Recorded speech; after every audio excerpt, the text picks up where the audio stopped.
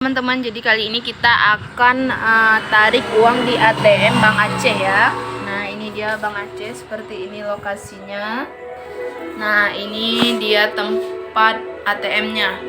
Kemudian yang pertama kita siapkan dulu kartu ATM ya. Ini kartu ATM yang ada logo cardnya yang emas ini kita posisikan di sebelah kanan seperti ini. Kita cari di sini.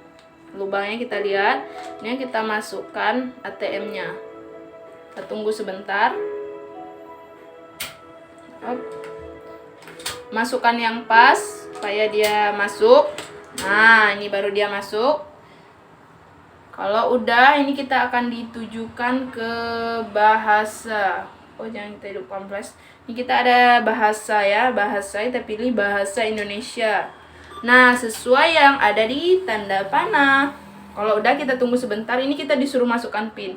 Ada 6 digit PIN ya. Dan kita klik PIN-nya di sini, di tombol angka-angka ini.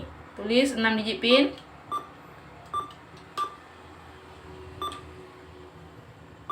Nah, kalau udah, dia langsung keluar ini PT Bank Aceh Syariah dan ada menu lanjutkan ke menu utama. Kita tekan melanjutkan ke menu utama. Nah, ini dia. Kalau udah, di sini ada pilihan transaksi, ada mau pembayaran, pembelian. Kali ini kita karena mau ambil penarikan, kita klik penarikan ya. Tanda panah penarikan. Kalau udah, ini ada 100.000, 200, kita tinggal pilih aja. Berhubung di sini tidak ada 50.000, kita pilih jumlah lainnya. Nah, kalau kalian mau pilih ini terserah jumlahnya, biasa ada batas sampai 3 juta atau 2 juta. Sekarang kita ambil mau 50.000 ya. 50.000 kita klik di ininya ya. 50.000. Nah, kalau mau 500.000 tinggal tambahkan 1 nol. Kalau misalnya mau 700.000 atau berapa, ini bisa kita tambahkan di si angkanya ini. Kemudian kalau udah benar, maka kita pilih menu tanda panah benar.